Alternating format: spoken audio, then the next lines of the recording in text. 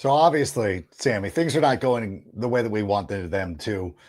The team is 0-2. I think even at best, everybody thought we were going to be 1-1. I think that most people went through and decided that when they were looking through the schedule and trying to be as objective as possible, they were saying, like, look, we're going to be 1-1. It has not looked pretty. Obviously, if they had won in week one, I think a lot of the things we could have just been like, whatever. We lost to the Lions. That was that. But because they bottled it in week one, things are a little bit different. One of the things, and Ben Johnson has been upset about it. And Ben Johnson was talking about it in his press conference. And of course, people are cutting off clips and shows like Bussin' with the Boys. We're all like, oh, Bears fans, don't look at this. This is what we want to hear. This is exactly what we want to hear. It's too often, a couple of years ago, if this was Matt Nagy a couple of years ago, he would have been sitting there talking about, like, we got to figure out the whys, like, or whatever. Matt Eberflus would have blamed everybody else. Ben Johnson is trying to hold everybody accountable. And it feels like there are some individuals on the defensive side of the football, because I think a lot of this, I know everybody thinks it is some of the guys on the offensive skill positions. But I think it's mostly pointed towards the defense. I think there's going to be a lot of defensive turnover. Maybe in the coming weeks, at least 12 months from now, it's going to look completely different. There's a lot of things going on. We're about to dive into it. So, Sammy, let's just go ahead and start the show. Turn up your volume. Because you're about to listen to The Sick Podcast with Adam Rank. It's Hester trying to work it back to the middle. Gets past the first wave, and here he goes. It's Hester inside the 30. Hester's going to take it all the way for a touchdown. And no flag, 92 yards. The sickest Chicago Bears and fantasy football podcast. Sports entertainment like no other. It's gonna be sick. It's Wednesday night. You know what that means? That it's time for Take It to the Rank. One of the great nights in all of sports. Not only do we have Take It to the Rank, we have AEW Dynamite coming up here in a matter of 45, 50 minutes. We also have the challenge. I am so far behind on the challenge. I have found myself watching more Big Brother than I have challenge. Big Brother's easier to keep up with when you're just kind of like, what's going on? I'm rooting for my girl Morgan. That's why I need to win that. And then also the Tape Never Lies Network will be on later on this evening. Of course, the Tape Never Lies Network joins me on Monday nights on CHGO with our co-host, who we will bring in right now. It is going to be Greg Braggs. Hopefully he's still here. He's good. Okay, good. You never know. It's been a time. These first 2 weeks not going exactly how we wanted them to, but Greg, how you living? I'm living all right. Got in a little bit of a fender bender yesterday, so now I'm car hunting. But as I said on Twitter, I took one for the team. Bad things happen in threes. The Bears lost 2 games, and then I lost my car. So you're welcome, everyone. And now we can turn the page to better times ahead. Well, I thought, after the 2 losses, I thought that we had probably reached our lowest point on Monday morning. I'm playing Little Rec, hole number 2, nearly drive the green, beautiful chip shot on. It was about an 8-foot putt, not super difficult. I missed it. My rule is that you can never be upset with a par. I'm getting pretty close to being upset with pars. I'm like, I really wanted that birdie. I think it really would have set my day off. But that's what happens. But I thought that was it. I said, okay, now this is the moment in Boogie Nights where they're sitting there trying to sell the baking powder at that guy's house, and the kid sitting there lighting off firecrackers and making everybody nervous. I feel like that's the point we're at right now with this Chicago Bears team. I do know that Ben Johnson was speaking with the media over the last couple of days. He had been talking about, look, we're going to be playing our best football in December. Do you think that do the Bears fans have the wherewithal to sit here and to listen to things like we are going to be playing our best football in December? Well, I think we better start learning, right? I mean, this is something that I think we're not accustomed to here in Chicago, and that's patience. And is something that I tried to preach throughout training camp and many others that report on the team on a day-to-day basis. And I ignored you I don't do that. I want to win right now. I get it. And it's frustrating. And, we only get so many, not to get too dark on, on the sick podcast, but we only get so many years on this earth, right? Oh my How many God. more football? So many laps around the sun. Exactly. So I understand why people don't want to squander a year, but the reality is in Chicago, we've never developed a quarterback or an offense properly. And now you have a head coach that comes in here. He's in his first year. He's trying to install something that we just are not used to. And the worst thing we can do is draw grand conclusions from 2 games. What we need to do is be patient, let this process play out. And then when we get to the end of the year, see how it all looks.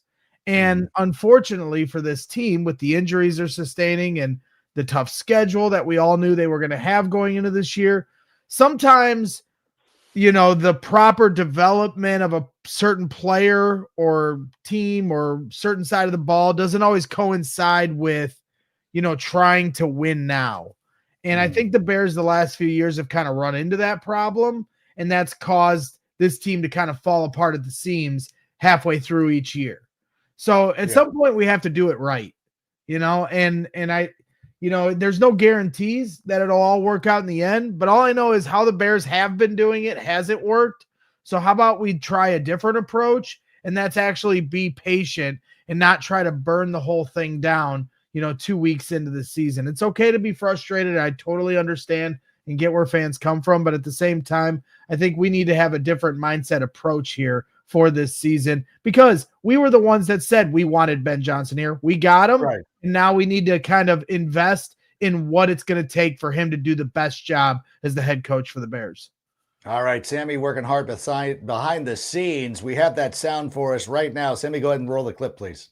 We're going to be playing our best football in December. I know that to be certain. We're just in a race right now to get better in a hurry. And the faster we get there, the wins will start coming, and we'll be just fine.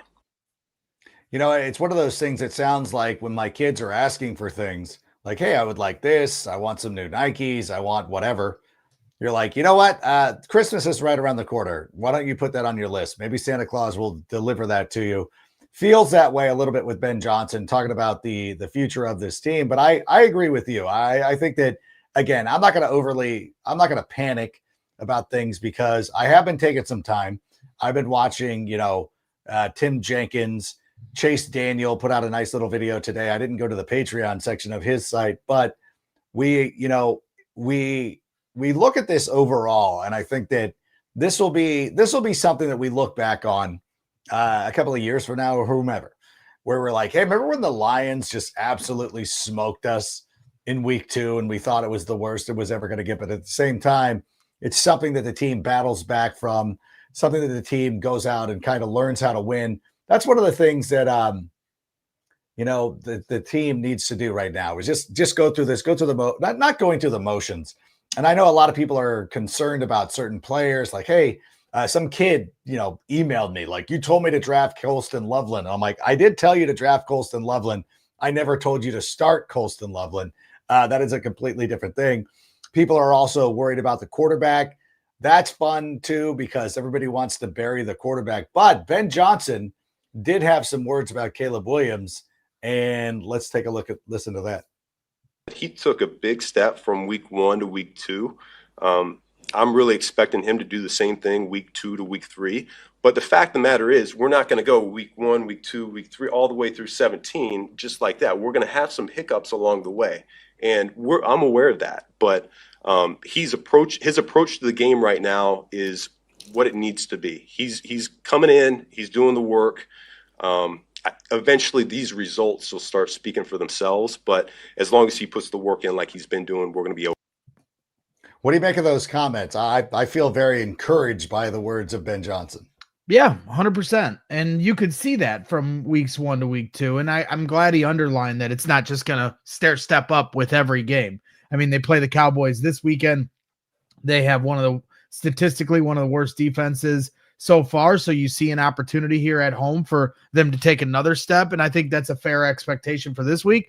but there will be weeks you play the Ravens, and it's probably not going to be as pretty as it is when you play the Cowboys at home week 3. And so I think that's where we have to kind of take a step back and have a fair expectation on a week-to-week basis. That being said, as I said earlier, development of a particular player or the offense in general versus what the team is capable of, that's where the roads don't always align, because look at week 2. Did Caleb Williams take another step? Sure. But the Bears defense gave up 52 points. And so it makes it really hard on an offense that's still trying to figure out who they are from an identity standpoint to try to dig their feet in the dirt on that. You're now trying to keep up with Jared Goff, because once you're in the game, development somewhat goes out the window, and now you're just trying to keep up with the team across from you because you're trying to win. And sometimes trying to win doesn't always line up with the proper ways of developing. So you abandon the run game, at some point, when you're down 3 scores. So how do you have a fair evaluation and a fair, expectation for how this thing can progress naturally? So that's why it is of the utmost importance that this defense has a bounce back, because I just think overall this team can't have the healthy incremental progress it needs if you're giving up 40 and 50 burgers every week. So that's where I get a little worried about it. But I also think that within that mess, there was progress, and I'm glad to hear Ben Johnson acknowledge it. Yeah, there was a big mess. And, talking about the defense, if the defense doesn't rise to the occasion going up against Matt Eberflus, I don't know I don't know that anybody's going to be salvageable. I would release everybody except for Noah Sewell and just go about our business and trying to figure it out that way. Offensively, again, it was encouraging going back and watching some of the stuff that Chase Daniel put out there. And I know he's putting all the good stuff out there before you got to go to the Patreon to go out there and find the bad stuff. Caleb Williams did miss some throws, but one of the things that I was really impressed on, and what we really saw when you go back and take a deep dive into the film, is that there are moments where he's absolutely setting his feet. He's throwing with anticipation. He's showing a lot of confidence. He's showing a lot of trust. I saw more Colston Loveland when I was going back. There were a couple of plays. I think it might have even been if it wasn't the touchdown, but it was one that set up the touchdown, where Colston Loveland is just, there as a presence underneath, which helps open up Rome Odunze. And so when you do that kind of stuff, you're like, okay, he is involved. He's out there. He's running. He's making his way. He's making himself known in that way. It's not going to be good for the fantasy enthusiasts who are only worried about targets and all that stuff. And, they want the targets. They want the receptions. They want the fantasy points. They don't want hey, this helps set up Rome Odunze for a touchdown. They want the touchdown for the guy that they're actually starting. But you should have drafted Rome Odunze like I told you to back in the day. Although I was also in on DJ Moore as well, depending on where we are falling in drafts. And speaking of fantasy football, why win your fantasy football league when you can rule it? So many times you go to a fantasy football league, you win a cheap plastic trophy, you get a couple of GGs and a lame ass group chat. Whoa, no. We're talking about Crown Champs now, because Crown Champs just dropped the hottest thing that fantasy's ever seen, a real handcrafted premium championship crown. It's just $2.99 a month per person, and you get to rack up points, win weekly challenges, get voted as the king or queen trash talker, and unlock real life merch. We're talking about all this great merch: crowns, robes, scepters, rings. Go to crownchampscompany.com. That's crownchampscompany.com. Use the code RANK15 and you will get 15% off your order. Go to Crown Champs. Don't just win your fantasy league, rule it. And in addition to all that, we would like to welcome a new sponsor here to the proceedings here at the Sick Podcast with Adam Rake. We are very happy to welcome Huel as one of our sponsors here. Now, for those of you who have been long-term old school fans, you see me right now. I weighed in this morning, a little heavy, 187. It's a little, I gotta get back down. But at the same time, I used to be a bigger individual. And one of the things that really helped me during my weight loss journey, in addition to doing intermittent fasting and everything like that, is really taking advantage of meal replacement programs. And I've been trying to find good ones. It's one of those things, like, it's tough to find one that really works for you or that it's good. that you're going to use all the time. So I started hearing about Huel, and I hit him up. Not only like, so you have like this, I'm super lazy, so I do like these. When I do have time, I walk around. So I have my own little shaker too. So what I like to do before I go to work, so I get to work. So for anybody who knows, NFL Fantasy Live is taped. And sorry, don't tell anybody. Only Monday is live. But I take this with me to work, and I put the protein powder in it right when the show's over, right at noon. I shake it. I take it for my ride home. It's a meal replacement. It's got 400 calories, and it's about 40 grams of protein, which is everything that you need. And if you're on the go, somebody like me, you'll really enjoy it. So, and if you want to try this out, and I implore you to give it a shot, try Huel with a 15% off for new customers today. Use the code SickBears at Huel.com/SickBears. Fuel your best performance with Huel today. And thank you for indulging me on a little story time with Adam Rank. Really appreciate them coming aboard. And it's also one of those things too. It's great before practices.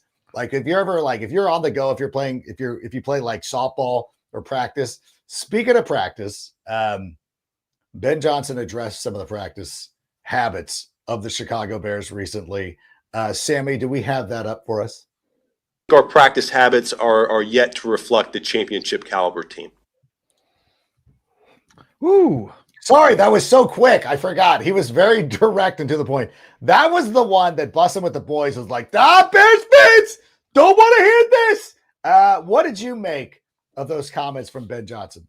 Yeah, I would push back on Bussin' with the Boys. That is exactly what Bears fans want to hear, because maybe the Bussin' with the Boys isn't familiar with the rhetoric around Hallis Hall when things start to hit the fan.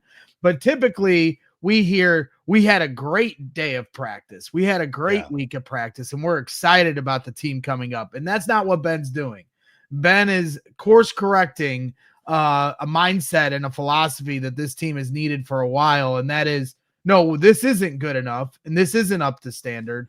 And so now I think the next step is for, okay, Ben, you're addressing it, but at some point you're going to have to take action, because let's face it, that's great that he said it because it's the truth. Yeah. And I'm sure he addressed that to the team before he brought it to the media this week. But at the same time, you've been practicing with this team for 2 months now, starting at training camp and then preseason, and now you're here. And so the fact that it's not at a championship standard, we applauded the physicality of training camp, and rightfully so. It was undeniably a more physical training camp than I've seen since the Lovie Smith days, and that's when the rules for how you could practice were much different. So I thought the approach was correct, and I thought the team certainly embraced that. That being said, within those practices, details were messy, and that was reported every single day. This team, every day of practice, while they were getting very physical, and in joint practices, they showed the Bills and the Dolphins some of that toughness as well. But there was still a lot of pre-snap penalties. There was still a lot of mistakes being made.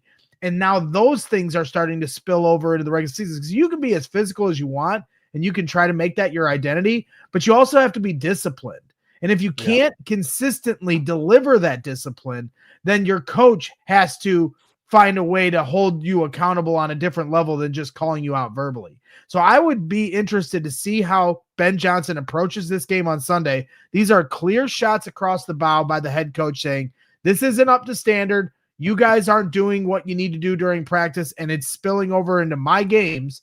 And so when game day comes on Sunday, if that still is the case, after it's now been addressed, then he's got to start making some moves and make some tough decisions and maybe shuffle the deck a little bit with some guys that, maybe aren't as talented, but might play a little harder and start to keep guys on their toes. Ben, I don't think realizes, how many bodies were buried underneath, the soil that he stepped on when he walked out here at Hallis Hall, and so I think there's a lot of scars from this team from the last few years.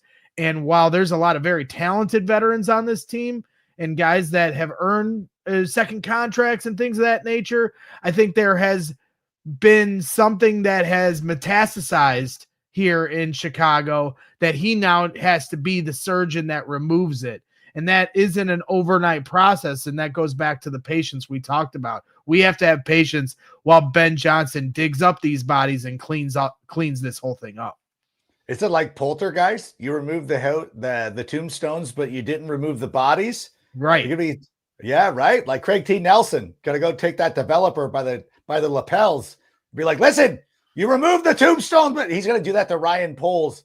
He's gonna thrust him up against the wall and be like, you removed the tombstones, but you didn't remove the bodies. I like to see it. How quickly do you think we could see something? Do you think this is, judging by the way he was talking, do you think this is a thing like, oh my God, Sunday, we're seeing like 4 new starters, 5 new starters, or is this a shot across the bow of like, this is your last week to get it together? And if you don't expect to start in Las Vegas. I expect the same kind of, starters to be out there, the same formations or however you want to say it. I expect Ben Johnson to bring out the same guys to start Sunday, but by halftime, if things aren't corrected that he is specifically calling out, and if he says, okay, I'm evaluating you during practice, and now I'm seeing the lack of performance that I need in a game, I can see him making changes at halftime. Because I do think it was a little thing at the end of the Detroit game. The game was completely out of hand and out of reach. Caleb Williams is taken out, but I thought the more notable person that was taken out on the final drive was Braxton Jones. Interesting. And when the first, Theo Benedict got about 15 snaps to end the game. And you can say, well, the quarterback was taken out too. I think it's a little different personally. Yeah. And I also think when you consider the left tackle saga that the team has gone through for the last month and a half, and the fact that they didn't announce a starter until 4 days before the regular season, and Braxton Jones's performance has not been up to par here these first 2 weeks, I could see that being a change that happens by halftime if Braxton doesn't come out and have a good game. I even look at a guy like Darnell Wright, as talented as he is. I think that is somebody that does need, a little wake-up call here. How many games are we going to go through with a very talented right tackle that seems to commit 2 penalties a game for the first 3 years of his career here? That's not good enough. You're supposed to be one of our top veterans now. This is your 3rd year in the league, and so at some point you got to hold guys accountable. Cairo Santos, 2 games in a row. He starts the game, the first play of the game, the kickoff goes out of bounds. After the last play of the game against the Vikings, he can't kick it out of bounds. Like at some point, you have to start holding guys accountable. They brought in a backup kicker competition last week. And so that certainly was a message. And then he starts the first game and kicks it out of bounds. I'm sorry. DeAndre Swift, you start second half against the Lions with a false start. Yeah. 1st and 15. And so I am definitely going to be keeping my eye on how Ben Johnson approaches this game within the game. We see him calling it out now, and that's refreshing as Bears fans to hear. But then the next step, the harder thing to do is to take real action and hold players accountable and make tough decisions that are going to keep guys on their toes and maybe give some of these guys a wake-up call that they've needed for a long time. No, it is very true. And you talk about Theo Benedict, our guy Nick over at Just Another Year Chicago put up the numbers of what he did. Forgive me, I'm going to read these off the screen, but he 15 snaps, no hurries, no sacks, no penalties, an 81.2 pass blocking grade.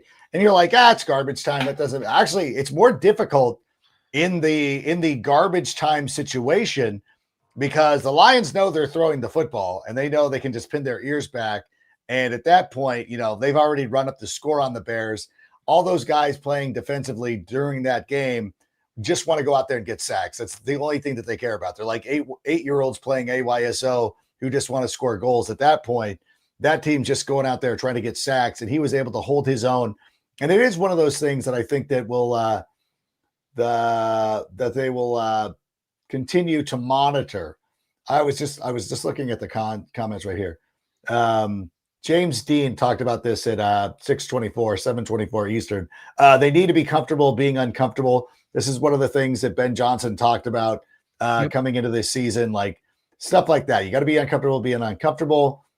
Brick by brick, Jeremiah Pollock, he says, brick by brick, we got to see some progression in the right direction. I want to bring that up real quick because do you not think I see it? I mean, obviously the defensive side of the ball did not look great, but I thought offensively, and again, I had the benefit of going and watching some of the videos done by Chase Daniel and players like that, former players like that. And I'm like, oh yeah, like Caleb's making some plays. He's throwing some dimes. And I think what we're seeing though is like anticipation, frozen ropes, and a lot of good things. I think that we are seeing that. Yeah, I absolutely agree. And I think the encouraging thing is when you talk about the progression of things, and I saw Ted Nguyen, football film analysis. I think he's a senior writer for The Athletic. He put out that Caleb Williams, all but 4 plays were in structure in the pocket, not getting outside. And so that to me is a huge step in the right direction. If you look at what Caleb Williams struggled with the most last year, as I've said before, in order for Caleb Williams to become a top 5 quarterback in this league, in order for Caleb Williams to become the quarterback that Ben Johnson needs, he already can do the things that Jared Goff cannot do. But in order to become that type 5 quarterback, he has to do the things that Jared Goff can do. And that's play in structure and play in the pocket. And so to me, you are seeing that developing. It's not a finished product, but you are seeing it. And I think the real evidence is to start these games. You've had 2 straight games now where they score on the first drive of the game. And for most teams, most opposing fan bases would go, oh, of course you can score on the first drive. Those are the scripted plays. Yeah, that's the thing the Bears struggled the most with, was things that they practiced. Is Caleb could get out of the pocket, make plays on his own, but anything they tried to like run that was within structure, he couldn't do. And so now I think you're seeing that emphasis being put in place within the game. 2 straight games, opening drive touchdown. They didn't have 1 opening drive touchdown all of last season. Then they even respond with I thought the second touchdown in the Lions game was impressive too by the Bears, because when you consider you had a fumble by DeAndre Swift as they were moving the ball, you had a turnover on downs on the quarterback sneak fiasco on 3rd and 4th down, and then you had the interception on 3rd and 32, and then they come back and score a touchdown to cut it to 21-14. That to me showed some resolve by Caleb Williams, something that we didn't see as much last year, where things were starting to fall apart, and instead they held it together. And so I just think that you are seeing those things, and it's exciting to see how this is going to progress, but it's going to take some time. So, all right, we got the beginning of the game figured out, and I think we all understand what Caleb's capable in the 4th quarter when you just got to make a play. But now you got to find a way in the middle quarters when the adjustments are being made by those defensive coordinators. How do you adjust and how do you respond? Yeah, before we take a look at the Cowboys game real quick, I want to ask you, I know that CHGO is going to be having a tailgate this weekend if you're going to the game, but if you're not going to the game, might I suggest stopping by Twisted Shamrock? If you're a real fan of Chicago sports, and I'm talking about the Bears, Bulls, Cubs, White Sox, Blackhawks, Sky, Fire, you want to be watching the games at Twisted Shamrock. They've got monster TVs in the private party room, over the main bar, and of course on their stellar patio. And these are the last few weeks of patio season there in Chicago. So you want to go take advantage of it. Also, you can sit there and watch the morning games, get revved up. It is a later start this weekend. So you want to go out there, maybe down a couple of drinks. They got bucket specials. They got cool fans. They got a great staff. They got great bartenders. And I might add, they have the greatest old-fashioned of any place in the entirety of the Midwest. That's Twisted Shamrock. Stop by there over the weekend. One of the things that I would love to see from the Bears this weekend is when something goes wrong, and it's going to go wrong. You make an interception. There's going to be a penalty. There's going to be a bad call. actually fighting through that, because that seems to be the biggest issue. One of the biggest issues with this team right now is like every time something bad goes their way, hold on. Let's get in the super chat. I'll drop everything. Get that super chat in here, Sammy. Who is it? Cornell Bryant. The worst is hearing and seeing the media predicting when Caleb will get benched. So insane, but what is his development is on par with Josh Allen instead of Patrick Mahomes. It's year 3 for stardom. You know what? It's funny because, and this is a great comment. Thank you, Cornell, for bringing this up. He's not getting benched. Like, there is no way he is getting benched. Ben Johnson walked into the situation knowing exactly who Caleb Williams is. There is a reason why he wanted to coach this team.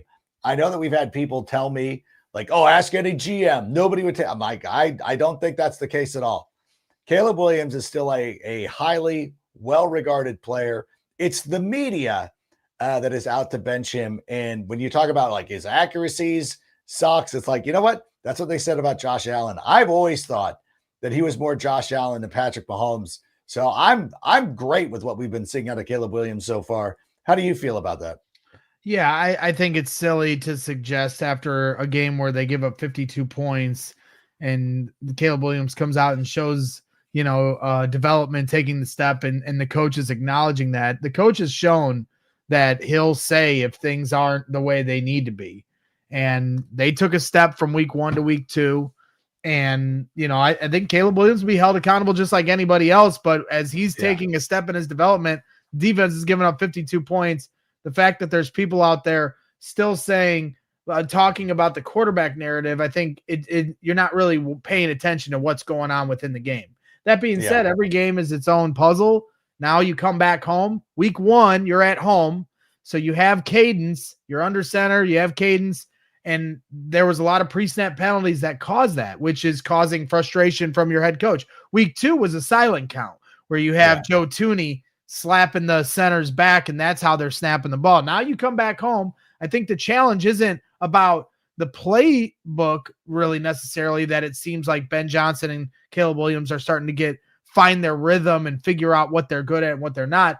I think the real challenge this Sunday will be having a cadence that you can use as a weapon and not something that is a detriment to your team. So I think that's the thing to keep an eye on in terms of, what Caleb still needs to, like, one of the main focuses on things he has to be held accountable for. But no, I think, if this team if this defense is going to be giving up 40, 50 points, then there's nothing to talk about in terms of quarterback development. If the margins were so slim, if every game was like game 1, where the defense is holding on for dear life, but the offense can't score because of pre-snap penalties, then we could have a different discussion. But that's not what's happening. And, the sacks are being taken down a notch from last year. It was 68 sacks last year. I don't know what they're on pace for right now, but it isn't 68.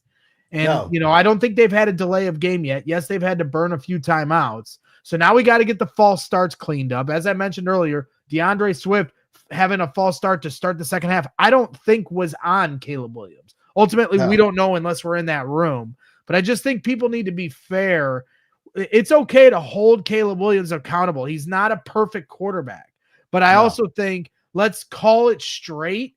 And when he's playing better or taking a step, then you have to acknowledge that. We just can't keep running with our narratives and act like everything is an indictment on whether or not he's going to have a job the next week. Let's see how this Sunday looks against a bad Cowboys defense. And then let's hear what the coach has to say in terms of that. But no, I don't think the quarterback's losing his job anytime soon. He's definitely not. They're just going for clicks, and they're just going for rage bait, and they're just trying to make people, watch their programs. They have a production meeting, and somebody will sit there and be like, I think Caleb cannot, he's not getting benched. He's just not. It's just not one of those things. It's just not realistic. And I saw somebody, I'm sorry, I lost the chat too. Somebody was in there talking about his footwork. That was one of the things that was really impressive when I was looking at some of the breakdowns that Chase Daniel was doing, like how many times Caleb actually is setting his feet. Yeah. I get it. Like that is an issue. Like it's like taking a golf swing. You want to make sure that your feet are aligned in the proper location. Most of the time, the feet are aligned and they're ready to go. And he's faced up and he's squared to his target. There's a lot of throws too. Like we're like the little nuance of like, hey, you got to make sure you're throwing it to the inside as opposed to the outside, because the outside's a pick six. If you go back and start diving through the film, you start to see like, yeah, he's making the right reads. He's making the right progressions. He's having more trust in his receivers. He's really developing his trust with Rome Odunze. And I think that eventually, teams are going to start focusing on that. And some of these concepts that they're running, and you saw what Ben Johnson was able to do. Ben Johnson is scheming it up so Rome Odunze is open. And eventually, coordinators will catch up and the film will be there and you'll be able to evaluate and they'll start rolling stuff there. And then you will end up finding guys like Cole Kmet and Colston Loveland who will be wide open, and they'll go over and they'll be able to take advantage of that as well. So these things are happening. It's just not all happening in week one.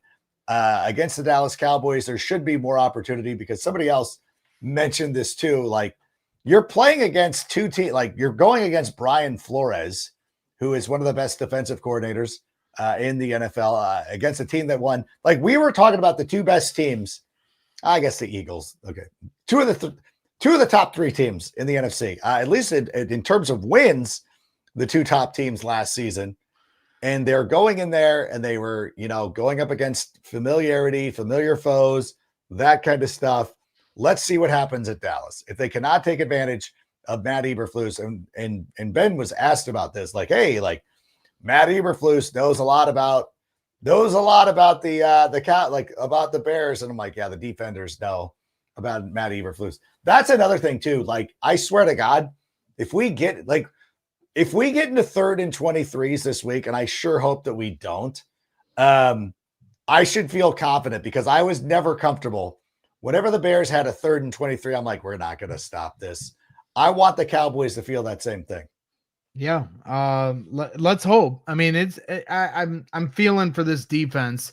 I'm being hard on the pass rush, and everybody else I'm feeling bad for. The linebackers have taken a hit, losing TJ Edwards, and the secondary's taking a huge hit, losing all their best players, really. Yeah. And so I think that's where we have to be realistic about what the defense's ability is.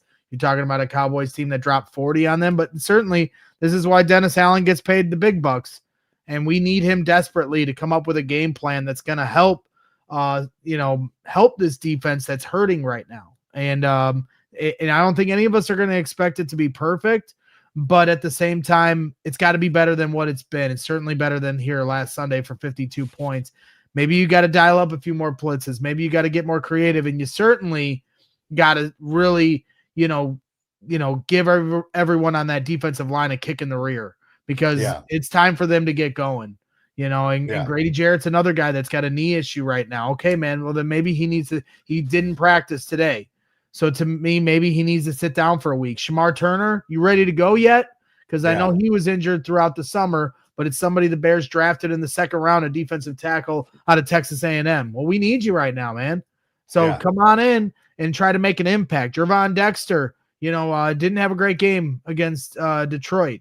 And I will give Detroit's offensive line a lot of credit. Going into that game, I thought that was going to be their weak spot, that the Bears were going to be able to take advantage. Yeah. And they did, but they didn't. So you got to give credit to the Detroit Lions offensive line. Maybe the Lions, they play the Ravens this week. Maybe it's come back to earth the same way it did for the Vikings and the Falcons. But at the same time, I'll give the Lions credit, but the Bears defensive line should honestly be ashamed of themselves. They need to put out a much better performance.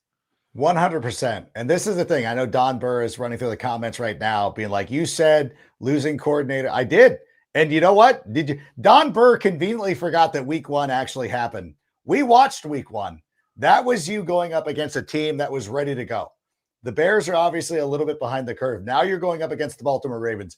If the Lions don't go out and score 30 points this week against the Ravens and beat it, they have to beat them. Otherwise, you're going to have to wear it. That I want Don Burr back here next week being like, maybe we do suck. Because I feel like, listen, the Lions took advantage. Like I tip my hat to the Lions. They went out there, they won their Super Bowl. That was their Super Bowl. I know you're not familiar with what a Super Bowl is, Don. You don't know what it's like to be in one. You don't know what it's like to win one for sure, but you don't even know what it's like to be. Jared Goff knows what it's like to be in one because he lost one horrifically to Bill Belichick. The thing of the matter is, we'll see. Like, don't overreact too much about beating the Bears. You had your moment in the sun. Now is the true test. If the Lions go out there and beat the Baltimore Ravens, I will give them credit. I will say, hey, maybe that isn't that big a deal. Maybe it is all Dan Campbell. Maybe Jared Goff is a good quarterback. But if we get the same Lions performance that we saw in week 1, I want you to come in and admit that this team is not as good as you thought they were going to be, which I know you won't, but it's fine. We spent too much time on the Lions. Why do I care about the Lions so much? We don't. That's over. Quick thoughts. What are you expecting as we're getting ready to get out of here? Because I got to get to training tonight and go teach my class at Chapman University. What are we thinking for this week? I think we win. I really do. I don't know if we're going to have the Mitch Trubisky 6 touchdown game or something like that, but I think something big is in the offering for the Bears this weekend. Well, I'm nervous. I'm certainly nervous because it's a must win for the Bears. There's 100%. No getting around that. And absolutely. It is a must win, and it's at home, and you're playing your former head coach that your players helped run out of town. You know, the last time he was here, Jalen Johnson and him had it out in a locker room on Thanksgiving night against Detroit.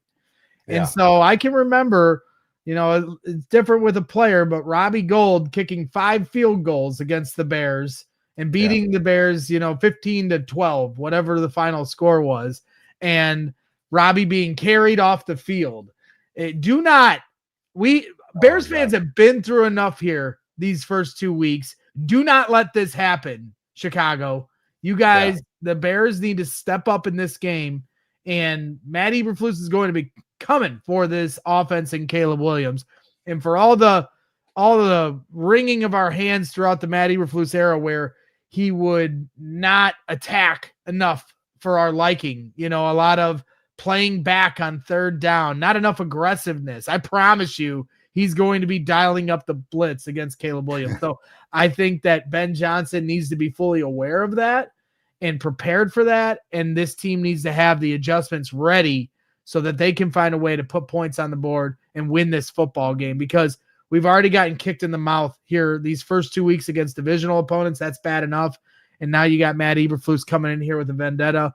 And you know what? The person that needs to have a chip on his shoulder is Caleb Williams. Show Matt Eberflus what good coaching has done for you and take it to Matt Eberflus and a suffering Dallas Cowboys defense here on Sunday and go get your first win of the season. And then we can look to try to get to 500 before the bye.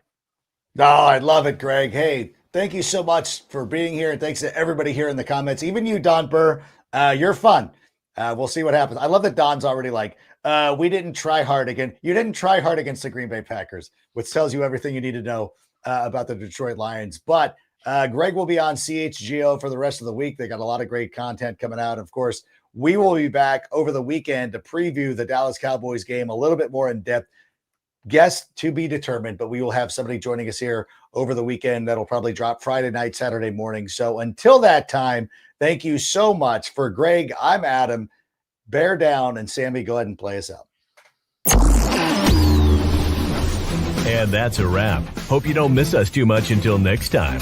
Follow the Sick Podcast with Adam Rank on YouTube, Instagram, Facebook, Google Play, and Apple Podcasts.